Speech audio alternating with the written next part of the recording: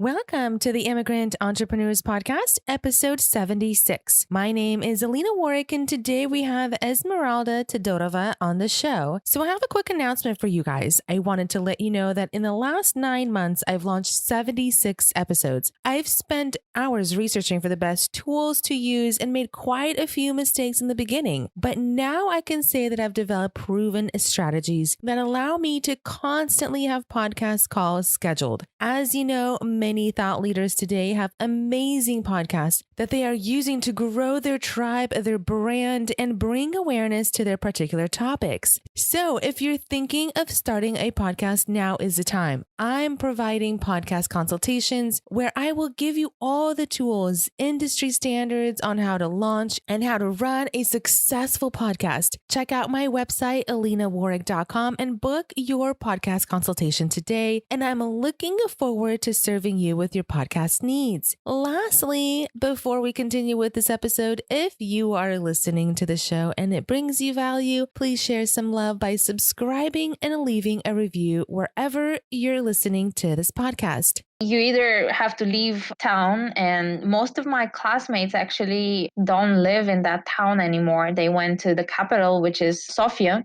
Or if you didn't go to college, then you stay in Velingrad and you probably have to get a job. And maybe there's a lot of hotels there because it's a tourist place.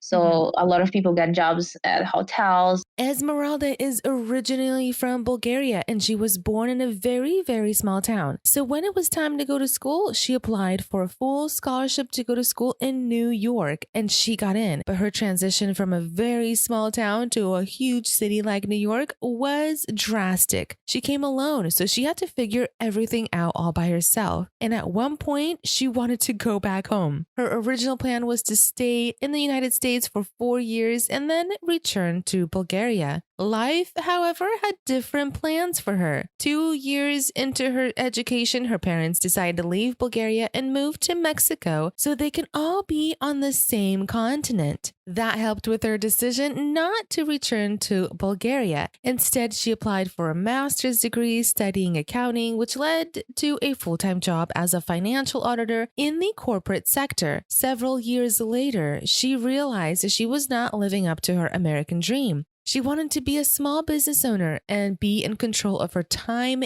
and her income. So she launched EDT Bookkeeping and Tax Company using her expertise in her corporate world and her education to help businesses with her bookkeeping and taxes, all by cash flowing by herself. So let's dive right in and hear all about her journey. All right, Esmeralda, thank you so much for coming on the Immigrant Entrepreneurs Podcast. I appreciate your time. So welcome to the show. Hello, Alina. The pleasure is totally mine. Thank you so much for having me. So let's get right to it. Let's talk about your immigrant journey. Tell us where you're from and when did you come to the United States? Okay, so I am from Bulgaria, Eastern Europe, and I came to the United States in 2006.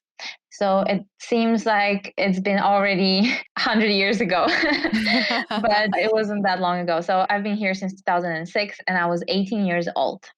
18 years old. So you practically grew up in Bulgaria. What was that like? Yes. So I am from a small town, very small town in Bulgaria called Velingrad. It's a small town that has probably like 30,000 people or less, 30,000 people on a good day. So it was a type of town where everybody knows each other, or if you don't know someone directly, maybe your parents or your grandparents kind of know that person's family. So you can always have some sort of a reference about that person. So it was that type of situation, that type of a small town is where I grew up in. It was very quiet, not too much crime, almost at all. I never heard of almost anything bad happening at all in my town. Very quiet. It was a very touristy place. During the summer, a lot of tourists would go there to relax. It's high in the mountains, so the air is very fresh. Oh, wow. So a lot of people loved going there. And then after August, in September, everything goes back to normal. Not many tourists. And yeah, a few schools only up to high school. There's no university. So I grew up in a very small town and I actually love it. I love the fact that I grew up in a small town. And my mom actually is not from there. My mom is Mexican. She went to live in Velingrad in 1986 or 87, well, before I was born. But it was also new for her. My dad was the only one from that town, yes. But it was very quiet. I had a very happy childhood. I'm a single child. I don't have full brothers and sisters. I only have a half brother and sister, but I didn't grow up with them. Okay. I had a very happy childhood. My parents were very strict. And yeah, I grew up with my grandparents from Bulgaria, who I love very much. I was very happy. Awesome. Okay. So when you said that there are no universities in your Hmm. small town, what do people do? Do they go to universities outside of town? Because Yes. I know when we grew up in Russia, we were also from Hmm. a very, very small town. It's not as small as yours, but none of my, aunts or uncles, they never went to college because it was just not prominent. So was that similar to Yes. your town? Yeah, you either have to leave town, and most of my classmates actually don't live in that town anymore. They went to the capital, which is Sofia.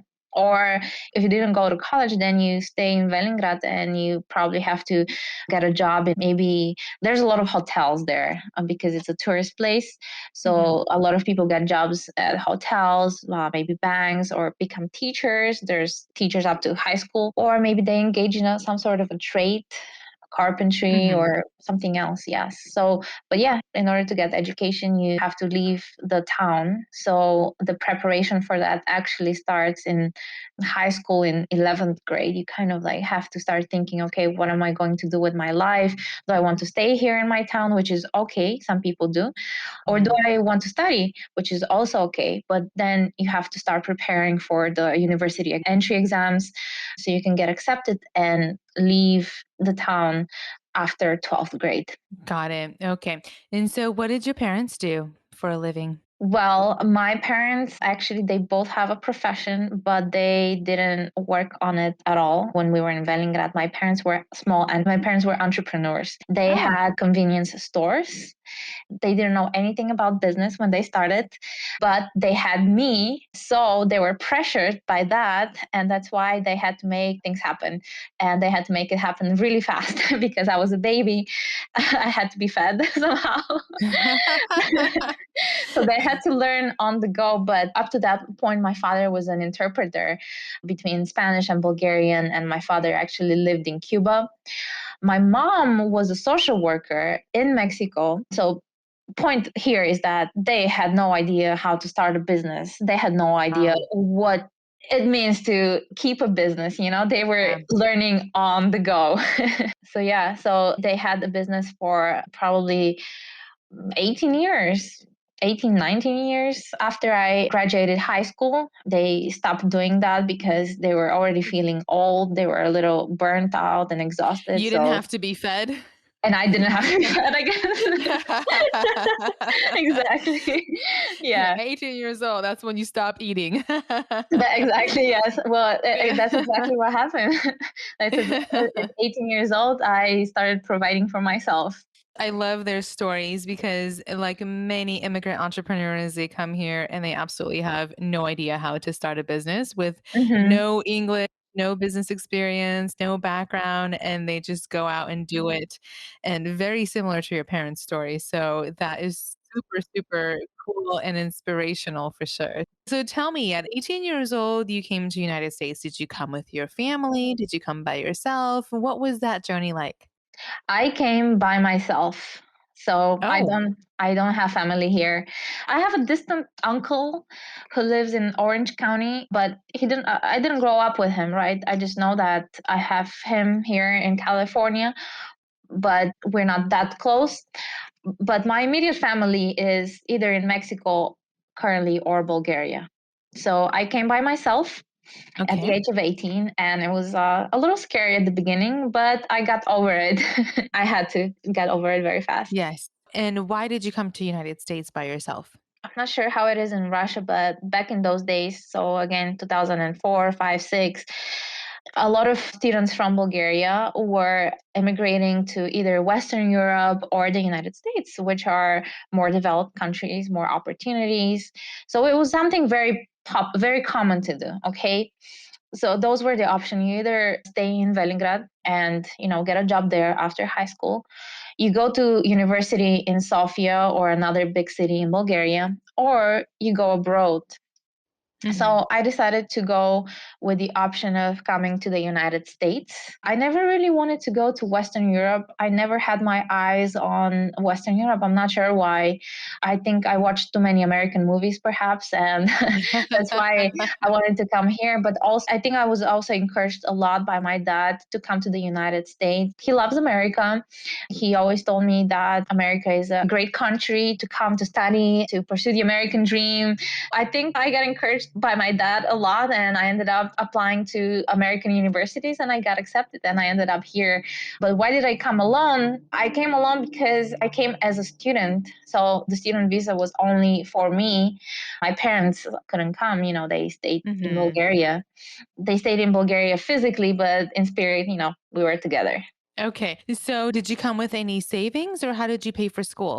I had a full scholarship, Okay. so I didn't have to pay for college or master's degree. I was very lucky, actually, and I'm very thankful for that because I didn't have to pay for student loans.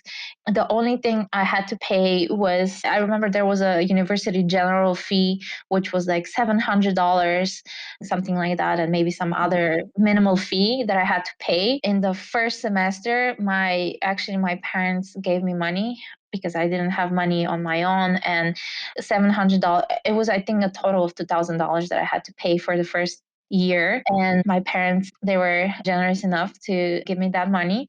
And that's all the money that I had for the first Okay. year in the United States, thanks to my parents. And that was a Oh, lot of that's money. That was a lot of money for Bulgaria because that money is a lot in the United States now. Imagine our mhm. economies in Bulgaria and Mexico, that's even more money. So I'm always going to be very thankful to my parents for being there for me in helping me out with my career and my journey in the United States. Yes, you got some powerful parents. Yes, Always give credit when yes, it's due. Yes, exactly. absolutely. Tell me, 18 years old, where did you go to school? What city did you come? So I went to New York City, Okay. and it was a very big shock coming from a very Yeah. small town. And all of a sudden, I was in New York City and I was all by myself. As I mentioned, my parents were very strict. I had curfews in high school. I had to be home by 11 or 10, whatever, so something like that. So all of a Yeah. sudden, I was by myself and I could do whatever I want. At the beginning, it was a lot of fun. Okay, so did you live on campus? I lived on campus, yes, Okay. the first year.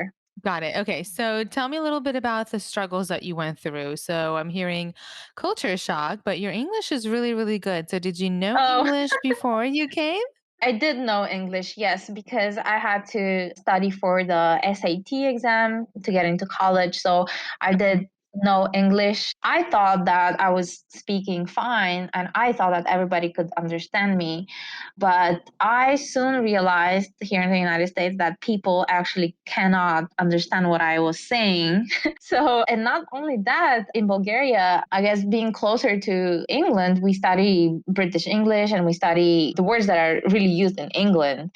Some of those words are not used here in the United States, right? Now in the US, we use different words, right? So now, so many years later, when I talk to someone who is from England and they say something different, I'm like, what? So back then, I didn't know that. I didn't know that's how it was. So people were not understanding me. And that was one of my first struggles. I thought I was speaking fine, but I realized that I actually wasn't. Yeah. But, accent is something that you can't get rid of your accent right away. You have to spend many years in the country where you're living in order for you to get more comfortable with the language, with the accent. You have to be around more Americans, you know. So thank you. I guess you said that my English is fine. So it's been a long time. So I hope it's Yeah. okay. Yeah, and someone on my show said, "Hey, if you speak English with a broken accent, embrace it because that just means you're bilingual." Yeah. So Hmm. own it, and over time it'll maybe, get a little bit better, but Yeah. there's nothing wrong with having a broken English accent or, Yeah. speaking with an accent. So, Yeah, you're completely right. And now that I'm 32, I totally embrace that. But back then I was younger and, say maybe yeah. sometimes around when I was 25, perhaps I was like, oh my God, I don't want to have an accent. I don't want to have a foreign accent. I just want to be American. So I started going to some classes here in LA actually, where they teach you how to get rid of your foreign accent. No way. I did. It was a class where I think most people in there were actors, like foreign actors that wanted to get maybe some role here in a movie that was made here in the United States. So Okay. that's what the class was for. So I was there too, and I was learning how to not have a foreign accent. It was a lot of Wow. fun. Yeah. I had no idea there were classes like that. Did it help you? I think so. I think it helped a little bit. Yeah, they have them in Los Angeles Community College. So it's like very cheap, probably like $100 for Yeah. like 5 or 6 classes. And they explain to you like the intonation of your voice, and it was very useful. It was very Yeah. helpful. So, Esmeralda, how did you figure out in New York where to go, how to get around, how to use the public Oh transportation, my God. how to get to school, how to get to the grocery stores, how to get out of school? Like, how did you figure all that out at 18 years old all by yourself? Oh my God, if I tell you the first day, I thought I was going to sleep on the street. Maybe I can share a story with you. Yes. It's a little bit embarrassing because now that I think about it, I'm like, oh my God. So here's what happened. I was 18 years old, and that was 2006. That was before social media, right? Before Mhm. smartphones, before internet got so huge, right? And I was Mhm. from a small town, and I had never, ever in my life used anything else rather than cash for paying. So I knew that cards existed, but I had never used them. For me, it was something that was in the movies, okay? Again, Mhm. now that I remember this, I'm laughing at myself, at my 18-year-old self, but back then it was a serious moment, okay? So I got to New York. It was on a Monday, August 18th or something like that, 2006. And I had to be at the university for orientation. I had to show up maybe like around 4 or 5 p.m., something like that on a Monday. But, being raised by my parents, they always told me you have to be there early. If you're supposed to be somewhere at 5 p.m. and you show up at 5 p.m., you're already late. So you have to be there at the very minimum half an hour earlier. Wow. So here I am showing up not at 5 p.m. or 4 p.m. I showed up at 8 in the morning, okay, at the You showed up university at what camp, time? 8 in the morning on a Oh Monday. my goodness. This is like right out of your airplane flight, you went directly to school? I spent a few days in New York prior to going to school. Oh, okay. Yes. So I spent maybe like 3 days, and then I went to the campus. Okay. So I show up on Monday at 8 in the morning with three huge suitcases. It was hot. It was August. So if you have been in New York, you know that it's hot and Mhm. humid in August. Hot and humid. So it was 8 in the morning and it was already hot. And here I am. My cab dropped me off at the doors of the campus, and I didn't know that it was going to be such a huge campus. I had seen it on pictures, but I didn't realize that it was actually so big, and I had no idea where to go. And because it was so early in the morning, there was absolutely nobody. There was nobody on campus. I was like, where am I? So luckily I found someone. I think he was maybe a gardener or something. And I asked him, hey, can you please tell me where Donovan Hall is? Donovan Hall is the residence hall where I was eventually going to be sleeping at, right? Donovan Hall. Okay. So he directed me. He even took my suitcases, and he had like a golf cart or something like that. So he took my suitcases and he took me to Donovan Hall. So here I am at Donovan Hall and I'm thinking, great, this is awesome. Let's get to my room. I go inside Donovan Hall. There's a reception, and they told me, oh, no, you can't come in because you need a university card. And first you have to go get it. So I'm like, okay, I go get the card. I come back maybe half an hour later. I swipe the card. They tell me, no, your card doesn't work because you haven't paid your university fees. So I'm like, oh, okay, that makes sense. So they told me, okay, go to the bursar's office. So here I am. I go to the bursar's office, and keep in mind that this campus is huge. So I had to walk back and forth, and it was a lot of walking that day. Okay. With your suitcases. With my suitcases. Okay. Yeah. With my suitcase. At some point, I think I left my suitcases at a random place, and I was hoping that nobody would take them because I just I couldn't carry those suitcases. Yeah. Okay, so I find the bursar's office, and that's where I saw that everybody was. Probably, I felt like everybody on earth was at the bursar's office because the line was just huge. I waited 1 hour perhaps at the line, and I finally get to the window, and it's my time, to swipe my card. It was a debit card. It was the first time I was going to use a debit card to pay for anything in my life. I knew that there was a PIN, and I knew the PIN. I had written it down on a paper, which is not very safe, but I had written it down and thinking, great, I will pay and I'll be able to go to my room finally. So I swiped my card and I had to pay probably I think it was maybe $1,500, something like that. But at that point, I had no idea that sometimes cards, maybe they have a limit, right? Maybe you can pay more Daily than limit. Yes, exactly. I had no idea. So I swipe my card, and the lady at the window, she tells me, you don't have enough balance on your card, or your card is not working and you can't pay. And I'm like, what? And I start getting worried. And, keep in mind, I'm 18 years old. This is not my country. I have a heavy accent. They don't quite understand me. I kind of understand them. And I had my suitcases, and it was very hot.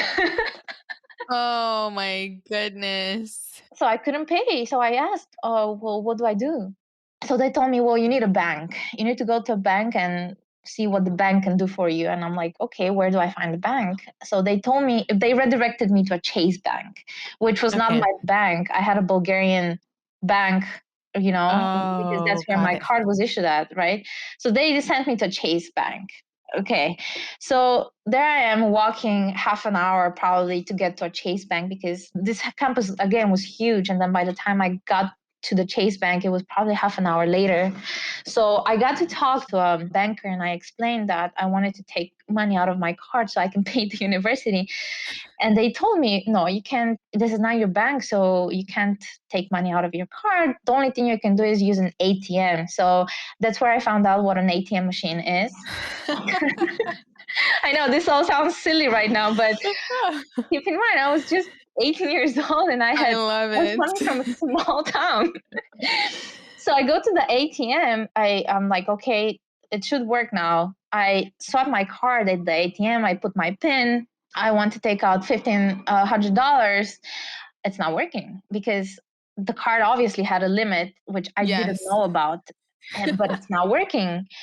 And now the ATM was not working. The banker told me that they can't help me getting cash out of my account. And I'm like, oh my God, what do I do? So I started walking back to the campus. And at that moment, I really wanted to go back home. Wow. I was thinking, oh my God, so I have about $1,500 in my card. I probably can buy a plane ticket to go back home to Bulgaria. I was calling my dad who was in Bulgaria, but because of the time difference, he was not picking up the phone because, Bulgaria was, I think, 8 or 9 hours ahead or something like that, right? So it was in the middle of the night. Even if he had picked up the phone, he wouldn't have been able to talk to the Bulgarian bank because it's not open. Yeah. Eventually, he picked up the phone. I think I woke him up and he told me that he will call the bank in the morning. So that's in a few hours. So I went back to the bursar's office. I stood on the long line once again and I tried to explain the whole situation that had happened in the bank. And they told me, your card is not working and you cannot go into your room unless you pay your balance. So really, we cannot help you. And at Wow. that point, I was like, oh my God, like, is this really happening? But that was like probably like 3 p.m. already, 4 p.m. So luckily at the bursar's office, there was a lady who was Bulgarian. Oh. She was probably Bulgarian American, something like that. She spoke Bulgarian. And the lady at the window, she told me, hey, maybe if you want, you can speak to that lady. She's also from your country, and perhaps you can explain to her. So I saw her, I saw that lady who's from Bulgaria, and I'm like, oh my God, I felt home. I felt home. I didn't have to speak in English anymore. Everything that I said was going to be understood perfectly because I spoke to her in Bulgarian. And that's when she explained to me that cards sometimes have limits. And she told me, your card most likely has a limit. And she actually told me that I can go back to the ATM. And she told me that my limit could have been $500, which turned out that my limit was $500. She told me, Hmm. you can pay in 3 days. It's fine. You can go today and get $500, and then tomorrow another $500, and the following day another $500, Hmm. and you're going to be fine. So she took care of me, and that's how I paid for the university general fee. And Wow. because I had paid, I was able to go in my room probably like around 5 p.m. or something like that. So it took me Did you make it that. to the orientation? I did make it Oh, okay. later that day. It was like a small dinner, something like that. But, that was the first day. And Wow. I was like, "Oh my God." That is a great story. That is a great story. So it's like, I'm sure you're gonna remember it for the rest of your life. Yes, So many obstacles, and especially with 3 suitcases in New York, going to all of these places. So I'm so glad you came at 8 o'clock in the morning to an orientation at exactly. 5. Yes, yes. Aw, that's so awesome. Well, hey, thank you so much for sharing that Mhm. story. Oh my goodness. Okay, so what did you study in school? Well, I studied accounting. I studied Okay. accounting. I did a bachelor's degree and a master's degree in accounting. Okay, got it. And so before you tell our listeners about your company, EDT Bookkeeping and Tax, Mhm. tell us a little bit about the path you took. So if you studied accounting, I'm sure this is right along the lines of accounting and bookkeeping and taxes. So Mhm. what Yes. was that journey like for you after you got your master's? Where did you go? So actually, after bachelor's degree and before master's degree, I had like a summer Okay.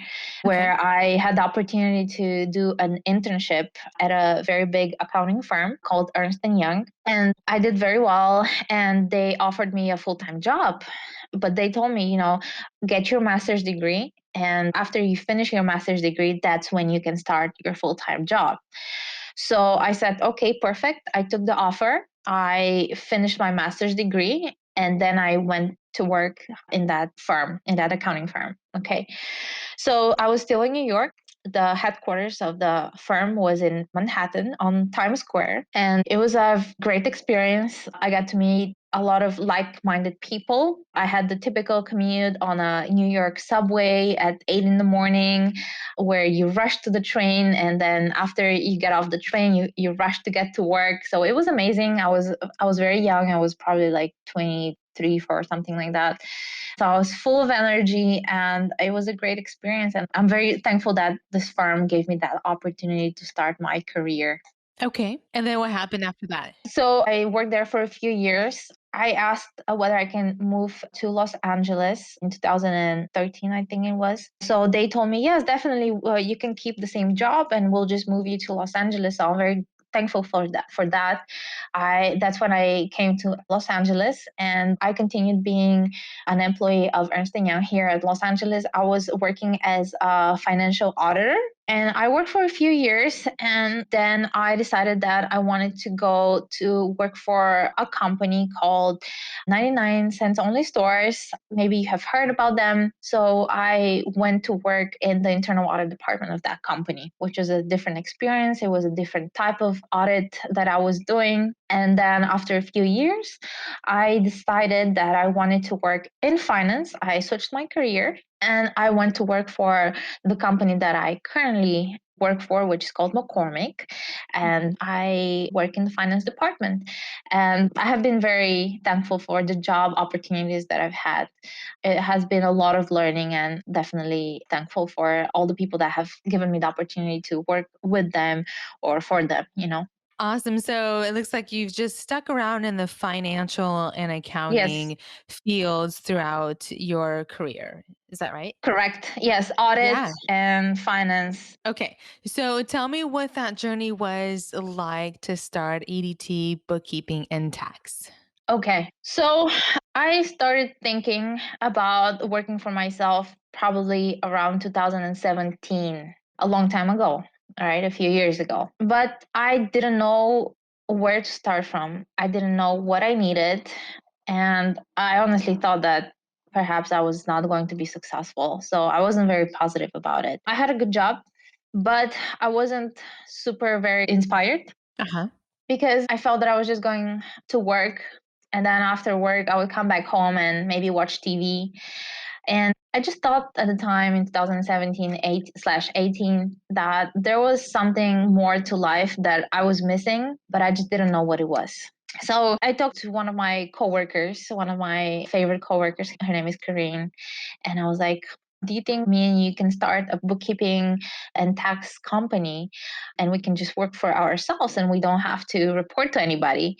And she loved the idea. But when we figured out how much money we have to put in it, we decided, okay, maybe it's too much money. We don't really have the money right now. She was pregnant at the time. So she was going to have a lot of expenses coming up and she was not going to be able to do it. And I was like, okay, maybe I should just concentrate on my career at this company and maybe I should just not even think of working for myself. So Mm-hmm. that idea always stayed in my mind for all these years. And I just knew that there was something a lot more to life than being an employee of a company. Again, I'm very thankful that I obviously had that opportunity, but I just knew that Mm-hmm. there was something more. I was just raised thinking that that was the American dream, that you come to America, you get your education, you get a great job, Yeah. and I just thought that that was it. And I was Yeah. finding out that for me, it wasn't. Maybe for some people it is, and there's nothing wrong with it.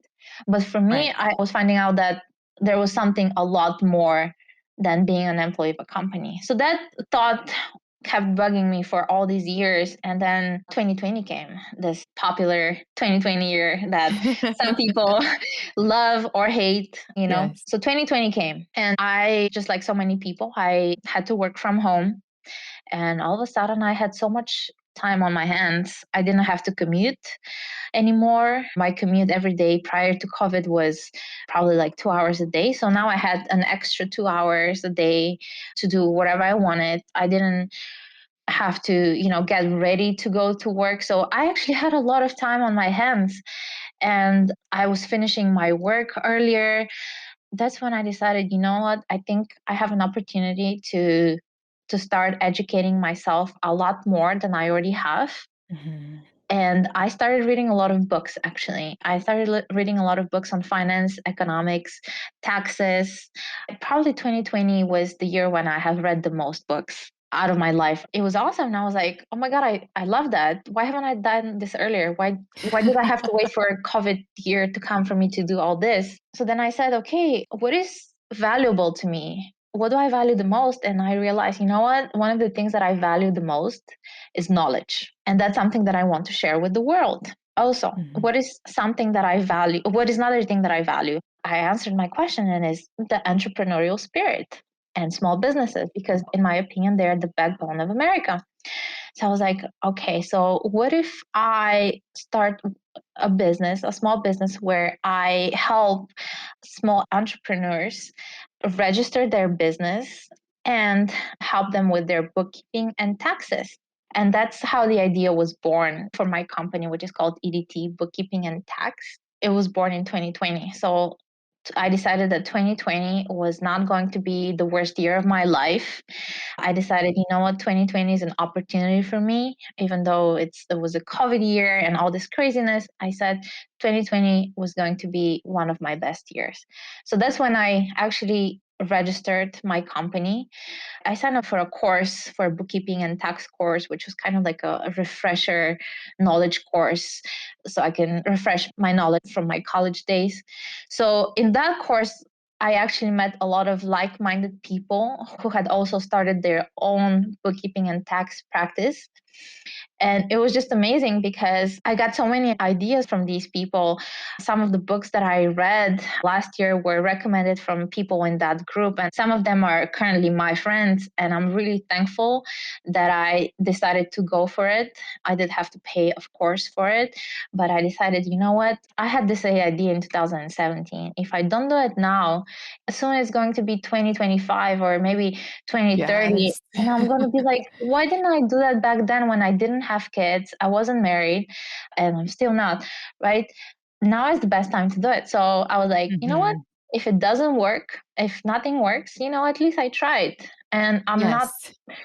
I'm not going to be thinking forever, oh my God, why didn't I do it? So long explanation, but that's how I started last year. I love it. And I love how you made 2020 the best Hmm. year of your life. Yes, So I love how you took an opportunity with all that extra time on your hand to not watch Netflix all day and to exactly. do Hmm. something Yes. powerful in your life, which was educating yourself through reading books, through getting into courses, networking, Hmm. getting Yes. yourself out there and launching your business.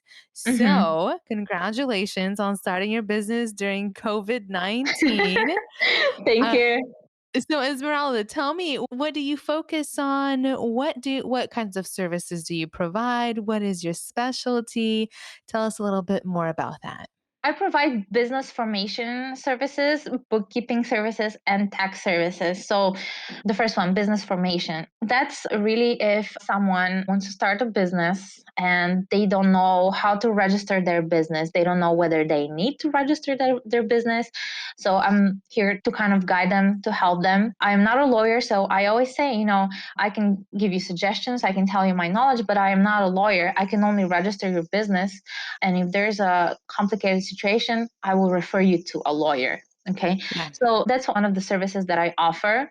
Some people, are not ready to go to a lawyer because maybe they don't know what questions even to ask, or they don't know what lawyer to go to, or maybe they don't even know that they need to go to a lawyer, right? So Mhm. thinking back about my parents' struggles and how they didn't know how to start the business, I thought, I want to be able to serve people, entrepreneurs. I want to be able to help them figure out what is that they have to do in order for them to register their business so that it's successful.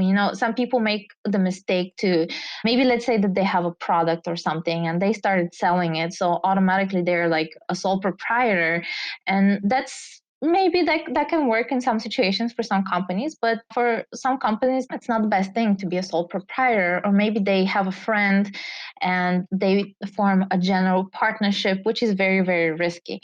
When I talk to clients, we talk about what might be the best entity for their business. So that's one of Mhm. the things that I do. Mhm. Then after the company is already registered, I do their bookkeeping.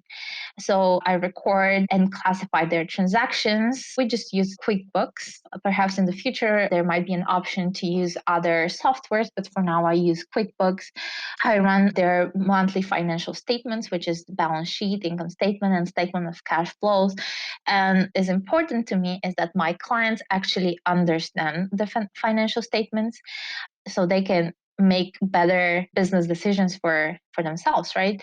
So Mhm. I meet on a monthly basis with my clients, and I make sure that they understand where their money is going, and I make sure that they understand their financial statements. So that's really the bookkeeping part. And I also do tax preparation. So obviously every business needs to file taxes, even nonprofit companies, Mhm. contrary to popular belief. I think we all have to file taxes. If you've heard, there's a saying, there's two things that are certain: death and taxes, right? I don't know if you've heard it. I find it funny, but it's true.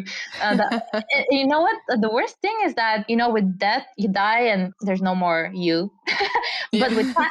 with taxes, you might die, but whatever you leave to your children, that might be taxed. So taxes might be even worse. It's Taxes never go away. taxes never go away, even after death. So that's why it's important that we plan correctly the taxes of a company, so that a person as a business owner can pay as little as possible, obviously within the legal limits. Because the IRS, the tax code, is a code, it's a book of rules that lets you know what you have to do in order to pay as little taxes as possible. Everything under, obviously, everything legally, of course, right? Yes. So that's what Yes. we try to do with my company. And I'm very happy to be able to serve clients and guide them as much as I can in the right direction. And always with the inspiration of my parents in my mind, that they really didn't know who to ask, they didn't know where to start from. So I get my inspiration from them. I love it. Thank you so much for sharing that. And Yeah. I've heard so many immigrant entrepreneurs on my show say the very first thing is get a bookkeeper and get a lawyer. So you're not the Yeah. very first one that Yeah. mentions it. And it's so, so important because as entrepreneurs, as beginner entrepreneurs, they love to do everything by themselves and they love Hmm. to wear a lot of different hats and they're doing marketing and Hmm. PR and bookkeeping, and they're developing, designing their products and services all at the same time. So it's very important to differentiate and have a clear understanding and have someone do their bookkeeping for them. So bookkeeping Exactly. is so, so important in every entrepreneur's life. And if someone can do that as an expert, as a Hmm. professional, and get that off of their hands, it will definitely free up so much time for the Yes, entrepreneur to exactly. to design, to create, to innovate, and to focus their time for something that's more valuable. Tell me a little bit in the beginning stages, Esmeralda, Hmm. when you first launched your business Hmm. or your website, did you Hmm. have customers immediately? Did you go to Facebook? Did you call up your friends and family? How did you get your first initial customers? Through friends. So I actually recently I finished my website. So just like you said, I wanted, just like everyone, I wanted to do my website on my own. I didn't really Yes. want to pay someone else to do it because I thought that it's something easy to do. So I started doing my own website and I had a huge headache. And I quickly realized that, okay, I really don't want to do websites. So it took me some time to realize that and decided, you know what, I will just pay someone who knows what they're doing and will do Mhm. the website faster and it's going to look Yeah. a lot nicer than if I do it. So Yes. actually my website was finished a month ago. So for Okay. for a very long time I didn't have a website. So every time when I talked about my business, it was without a website. So I was just telling friends and family, hey, I will be doing this. If you know someone who needs my services, please let them know. So the first client was referred to me by a friend. Wow. Yeah. That is absolutely amazing. So, this is a very important tip for our listeners to understand. You don't need to have a website Hmm. to start your Yeah. business.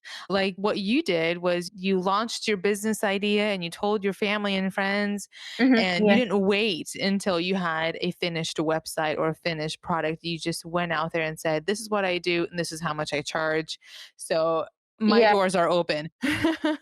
Yes, exactly. I Yeah. love it. So did you go to Facebook? Did you go to Instagram? Or it was just strictly through referrals and through It was friends? strictly to referrals and friends. Quite Wow. honestly, yes. Wow. I love So it. What about raising capital? Did you have to put up any savings? Did you have to raise any capital to start your business? So here's what I was thinking. So I calculated how much money I need to put in order to start this. It wasn't a lot of money. Actually, this type of business, bookkeeping and taxes, requires very little capital upfront compared to other businesses. Like, let's say you want to start a restaurant, it will require a lot more money. So it's a business that requires very little, relatively speaking, initial capital, and you can get a lot more return. But still, I didn't want to get in debt. Now, I am not saying that debt is a bad thing. That is a good thing if it's used the right way. So, for Hmm. example, I wouldn't encourage someone to incur consumer debt. Like, that's, for example, when you go to the mall and you buy a pair of shoes that you really don't need, right? And you really don't have the money for it, but you really want them and you put it on the credit card. That's not very good debt. Right. If you get a loan from a bank for business, business cash generating asset, that's not a bad thing. But I still didn't want to have a loan because I didn't know whether this was a business that was going to be profitable. So I just didn't want to be in debt. So Hmm. I paid for everything on the go. So my company, we get paid every week. I'm not sure why that's how the payroll is set up. So every time I had extra money, I was like, okay, so now I'm going to pay for the website. Okay, now next week, okay, I'm going to pay for the registration of the company. Okay, so the next week, what do I have? Okay, I need to buy a computer. Okay, now I have a computer. The following week, okay, I need to pay for a shredder, for example, or a printer. So I was paying for everything on the go because I didn't want to have to worry paying back something in the future. It was also COVID Hmm. year. 2020 was COVID year, so it was a little bit of a crazy year last year. So I didn't know what Yeah. was going to happen, right? So I didn't want to be in debt in the future. Hmm. So that's why I decided, you know what, it's a good time because I don't have kids. I don't have a family to take care of currently. So even if I invest, let's say, $4,000 or $5,000, it turns out that things don't work out. That's not a whole lot of money. I don't have kids, so they're not going to be missing on anything because I don't have kids, right? Right. So that was my way of thinking. So I paid for everything upfront, and that was my strategy. I don't know if it's the best thing, but that was what my instinct told me that I had to do, and that's what I did. Paid for everything Yes.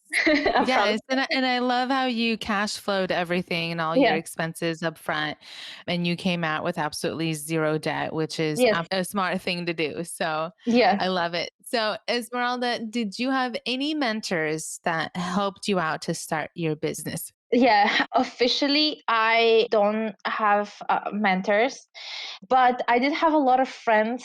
So, as I told you, in that course that I signed up for last year, I did meet, as I said, a lot of like minded people, and I found friends in there who were doing something similar as me. So every time I had a question like, oh my God, I don't know what to do here. I don't know how to start a website. I would go to them. I would be like, I'll send a text message saying, hey, what are you doing? And they would tell me I did this and that. So that helped me a lot. Might have been annoying at some point, but I think that's what friends are for. Also, my parents, as I mentioned that more than once, even though they are not currently in the US, they have never started the bookkeeping and tax business, but they started a business. They told me about their struggles, and they were inspiring me. But your question was more about mentors. So let me stick to that. No, no, this is absolutely the correct answer because a Mhm. lot of people have invisible mentors, which means they're Mhm. tapping into own network that they have currently, which was your Mhm. parents, your Mhm. friends who have businesses or other people from your class. Mhm. They to me, those are called invisible mentors because Exactly. it's not like I'm going to sit down with a friend and say, "Can you be my mentor for the next 2 Mhm. years?" Exactly. Like Mhm. those are like official mentors and then Mhm. Exactly. invisible mentors are always out there and I'm always excited to hear about how people get their answers when starting a business. And like you mentioned, your parents, they started without any experience, Yeah. without any Mhm. knowledge. And that's so inspiring to all the immigrants listening. Hey, you really don't need a whole lot to start a business. Yes. And once you get started, you will figure it out. So there's always, people that will help you along the way. Yeah, and also I have to give you credit because I don't know if you I remember, didn't but do anything. well, you think so, but I can prove you wrong. Last year, you sent me a message and you referred me to a place. It's called score.org, and it's a place Yes. that has mentors. So for the Yes. longest time, I actually hadn't looked in until recently. I remembered your words, and I was like, "Let me see that website and let me see what they have." I was like, "Wow, why didn't I do that earlier?" So I connected with a mentor and I had a question about something very specific about nonprofits. And Mhm. it was amazing. It was amazing. I got exactly what I needed. This person guided me. He told me what to read, what to look out for. So it was amazing. So there's always resources available out there. Some people think, like you said, that it's always with a payment, but there's options. There's options. For example, Yeah. this company, I haven't been charged anything, right? I think it's a nonprofit company. So Yeah. there's always option and there's always help. And if you look for help, if you know where you're going, and if you are inspired to reach your goals, you will get there. You will get there. There's always ways. Yes. And for people that don't know, score.org is a mentorship program that you can get hooked up with anyone in your area, or a lot of people are doing it virtually. And they have networking calls, they have training, they have videos, they have courses, they have everything. There's a lot of things that are going on. It's just called score.org. And if you go on that website, it's completely free. These are business owners, these are business people that are giving back to the community because once upon a time they got help as well. So, yes, so score.org, I'm going to link that into the website below. So, thank you so much for sharing that. I wanted to talk about mistakes and failures because there's a Hmm. lot of times as new owners, there's so many things that we do on our own and then we kind of just mess up. So, are there any mistakes or failures that you would like to share with us where you encountered a positive interaction after you switched gears or after you implemented something new?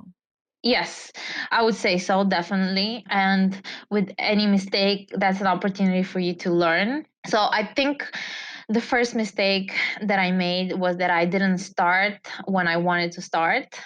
I Mm, let doubt and fear get over me. As I mentioned earlier, right? I had this idea in 2017 and I just didn't pursue it because I got discouraged. So mm, that was my first mistake, but it's okay because, everything comes at the right time. Maybe it wasn't my time. I would say don't get discouraged. Talk to people, talk to like minded people that are doing something similar that you want to do, and you will get inspired, I would say. So that was my first mistake. That's something that I would change if I could go back in time.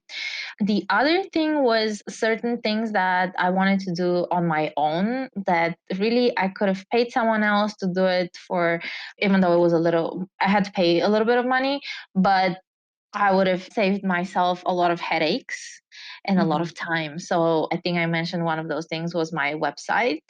I'm actually a creative person. Before I studied accounting, I started graphic design actually. So Oh, yeah, so that's why I was thinking, you know what? I'm a creative person. I can definitely do my website. I don't need to pay anybody. So I started doing my website, and that I wasted a lot of time. At the end, I decided to just pay someone and get that headache off my head. So that was a mistake. I could have saved a lot of time. I did create a website and I did type everything that a website has, but it was not perfect. So finally I paid someone to do it for me, and that was the yeah. better decision. Definitely. So, what does the American dream mean to you, Esmeralda? Well, that's an interesting question. So I think I have changed my definition of American dream. I think I mentioned already to you. It used to be, in my opinion, that the American dream is you come here, you get an education, and you get a job, and Mhm. that's it. But I realized that for me, that was not the American dream. Personally, there's nothing wrong with it.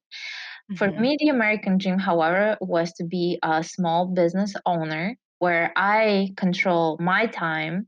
I control how much money I can get depending on how much work I put in. So that's a very big part of the American dream, in my opinion. You being able to control your job really and your time. I don't and it might not sound very nice, but I don't like being told what to do. When you're an employee, even if you're a manager or a director, you always have someone above you, right? You always have someone Yeah. else telling you what to do. And, I've always done my job. I've always done what I had to do, but I didn't like it. So for me, it's important that I get to do what I want to do. I dictate what I want to do, how much money I can make, depending on how much work I put in. That's for me the American dream. And I'm very glad that I'm here in the United States because I love this country. I adulted here pretty much, and it gives a lot of opportunities for success. I would say more than other countries, at Yeah. least from the countries that Absolutely. I know from my experience, my own countries, Bulgaria and Mexico. Yeah. Okay, so Esmeralda, what are some things you would advise the next aspiring immigrant that wants to start their own business? Yeah, I would say that knowledge is very important. Like I said, I value it a lot, and reading a lot, very important.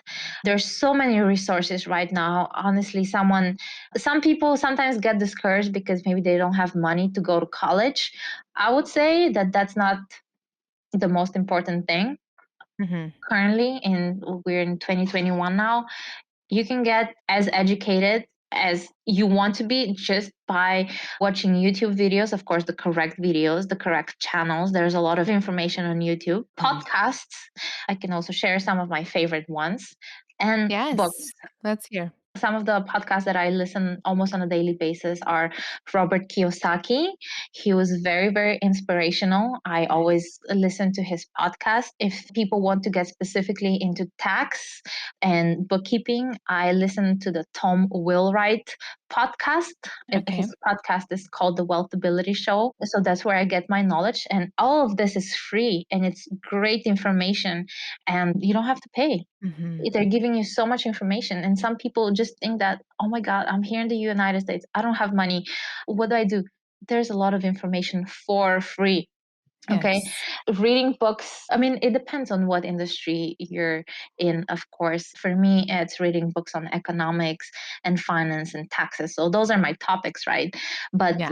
reading books, Amazon, some of the books that I've bought have been like $15, maybe $20 here and there, maybe Yeah. $18. So Super fairly, cheap. exactly, exactly. So there's so much opportunity to learn that we should take advantage of that. Podcasts, the right channels on YouTube to listen to.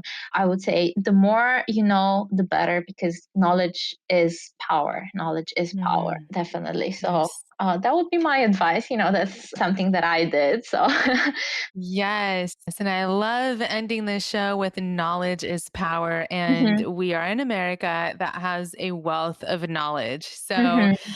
thank you. Thank you so much, Esmeralda, for coming on my show. You're a true inspiration Oh, to thank all you. of our listeners and to me as well. And just coming from Bulgaria at 18 years old, figuring everything out by yourself, and Yes. especially starting your business without knowing much of, business background, well, except for the finance and accounting part. Thank you so much for coming on my show. Thank you, Elena. The pleasure was completely mine. So, thank you. Alrighty, guys. Thank you so much for tuning in. If there are any links that were mentioned in this episode, make sure to check them out on my website under this episode to find all the links conveniently located in the show notes. I just wanted to ask for a quick favor if you could please leave a review wherever you're at listening to this podcast. Also, if you're an immigrant entrepreneur and would love to be on my podcast, please email me and we'll get connected. I'll see you guys all next time for another exciting and impactful episode. Take care.